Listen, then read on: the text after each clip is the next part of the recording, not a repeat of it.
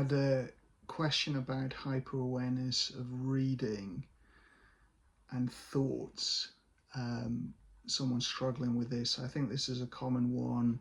Hyperawareness OCD, we can have hyperawareness that targets bodily sensations. We can have hyperawareness that targets perception, so what we're seeing in the world. We can have hyperawareness that targets thinking or emotions. So with thinking, obviously reading is something where we are understanding and using thought to comprehend and take something in. And so this is a common place for OCD and hyperawareness to latch onto. You can have situations where it's something we value.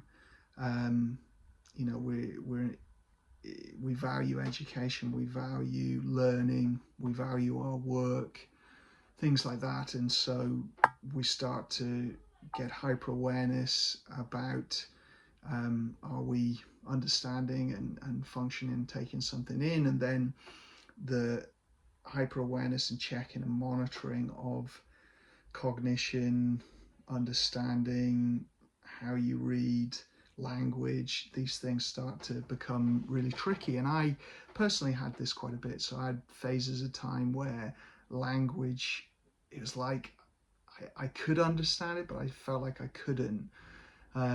So I could function in the world. I was disrupted to some degree. So, you know, certainly I wasn't as fast in my thinking or my talking, and it would be highly distracting, and it would be quite a difficult thing to communicate with people. But it would be wrong to say I couldn't read at all or couldn't take in language at all, and couldn't understand things at all. It was more that I was becoming hyper aware and you know, becoming hyper aware of anxiety disrupting that function. So anxiety does inhibit our prefrontal cortex and our ability to use executive function and memory and understanding and cognition, thinking, planning, problem solving. All these things can be disrupted when we're anxious. Added to this, we can have dissociation and depersonalization going on, where you know, that can impact our sense of memory and our sense of understanding and our sense of conceptualizing the world. So it all gets very messy, as you can see. There can be hyper awareness, there can be perfectionism and anxieties about learning, there can be dissociative, anxious impact to thinking, and all of this can get very messy. And I was experiencing this quite a bit, and it happened to me when I was starting to work on recovery a bit as well, when I would start to focus on things to get out of the rumination and to get more connected to life. It was like the anxious brain went, well, what could go wrong with OCD recovery? Well, you could not be able to focus on what you're trying to focus on that you value. And this is where, you know, for me, OCD really attacked every part of recovery. When I say attacked, it didn't literally attack, but it feels like that when you're going through it. It's searching for the uncertainty and the worries, and then it's getting you to hyper fixate and become hyper aware of them, and monitor, check, and then ruminate and analyze and worry about these parts of your experience that you're using for recovery. So it's a tricky problem and very, very common. In fact, Jonathan Grayson actually talks about this in his original OCD book. He has a section on reading and understanding as a difficulty in OCD for a lot of people. So people have been struggling with this for a long time. What I found very helpful, a bit like when you work your ACT skills with depersonalization and dissociation, when you start to engage in life, the depersonalization, dissociation interferes with what you're trying to do there. And so you look out at the world and focus on it, and it feels derealized. You focus on an action and you don't feel like you can perform it right, or it feels odd, or you feel disconnected, or you feel numb and you're not feeling the emotional connection to it, or other things. And the antidote to that is to work your acceptance along with the engagement. So you are diffusing, you're mindfully noticing the thoughts and stepping back from them, you are accepting the feelings that are showing up, and you're engaging anyway. So you're focusing on it anyway as best as you can.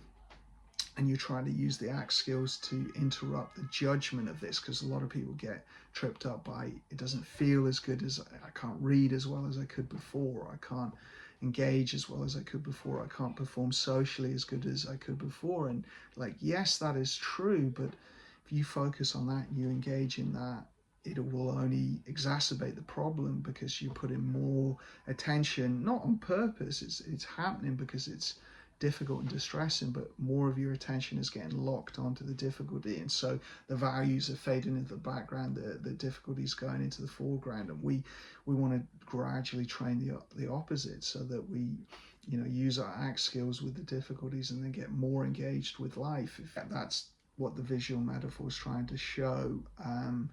And you can't just decide to do this overnight. You choose to cultivate it and practice it. So you're reading and you slow right down and you just do the best you can, and you accept your brain judging and analyzing. Am I understanding this? How do you read? You know, how much do you picture things or think about the words, or just intuitively understand it?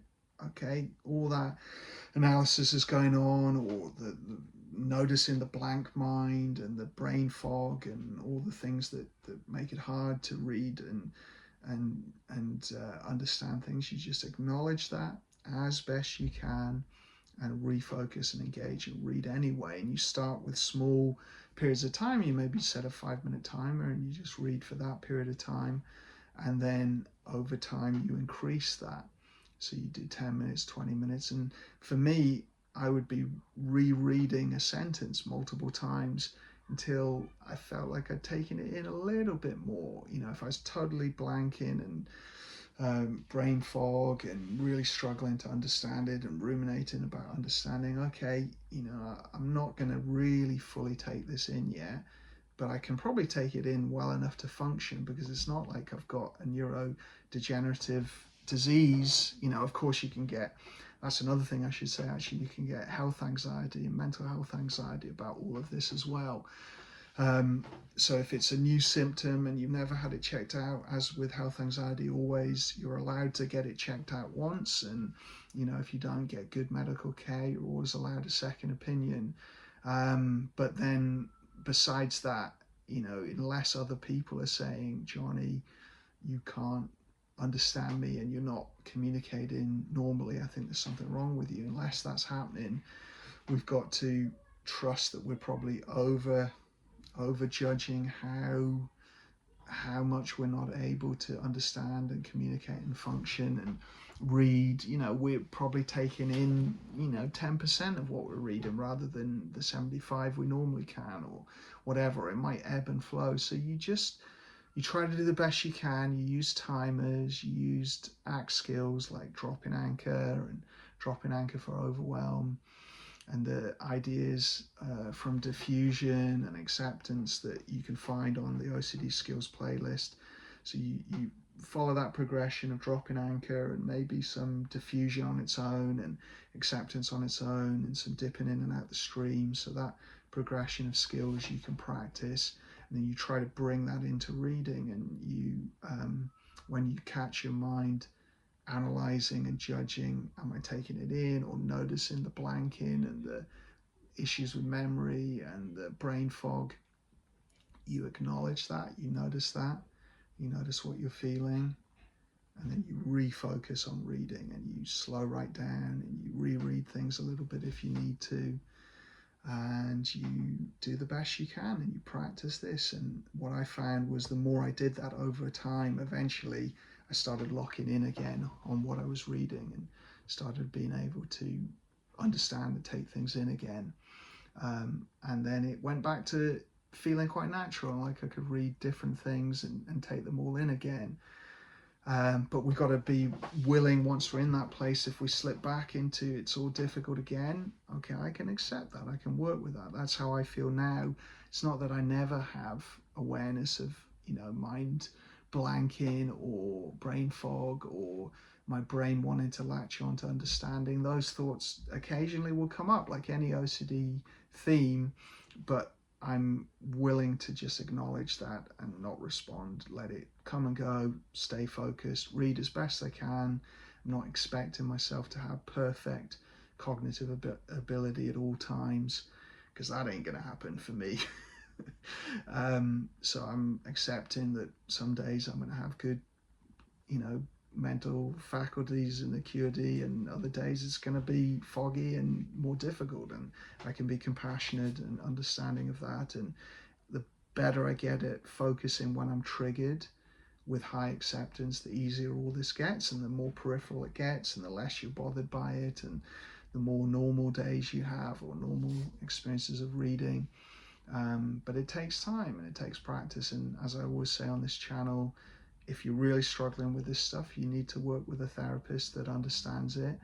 You need to know someone who knows about hyperawareness OCD as a theme, and hopefully has dealt with this kind of stuff, hyperawareness of thinking, a blank mind, and hyperawareness of understanding, and memory and cognition and mind blank, and brain fog, and can help you with that. And I think ACT is very helpful, acceptance and commitment therapy, as an adjunct to ERP. You could also be doing ERP with this. You could be doing, once you get good with your response prevention skills, you could be doing exposure to the intrusive thoughts, the fears about not being able to read and understand and what that means and the core fear there. But those sorts of things you want to build up to and work with a therapist if you're not familiar with ERP and you don't know how to do it. Some of the ERP will be just reading and just doing that situational exposure of reading. So yeah, some ideas here. Hopefully it's helpful to people, and you can work at this and let me know any questions in the comments.